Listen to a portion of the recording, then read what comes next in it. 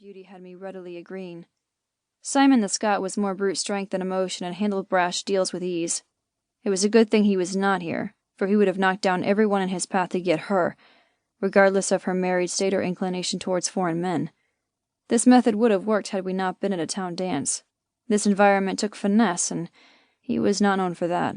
She has not been with a specific man most of the evening, so I do not believe her to be claimed, I commented, placing my hands in the pockets of my pants. No man held her attention for long.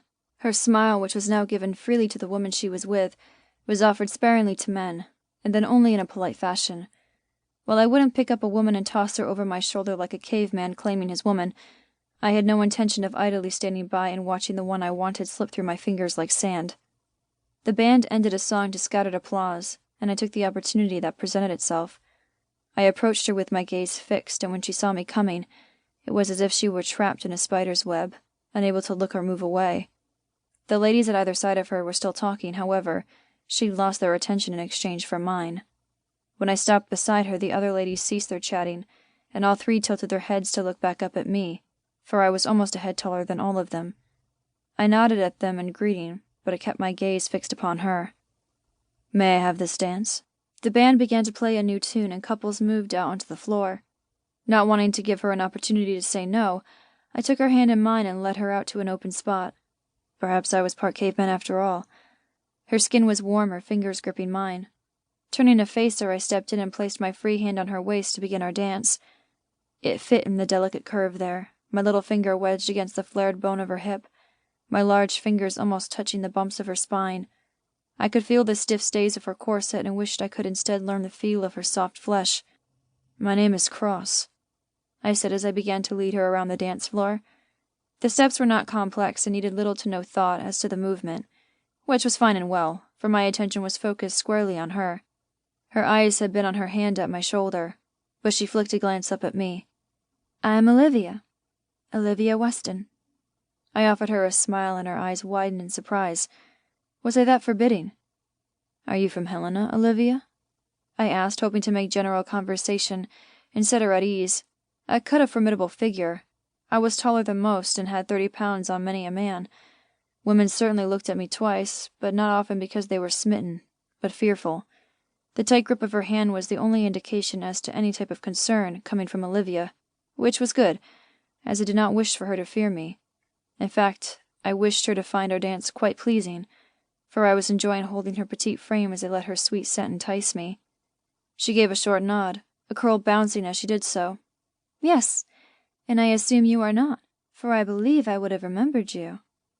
Her voice was soft, yet it had almost a husky quality to it that had my blood stirring. "Am I that memorable, then?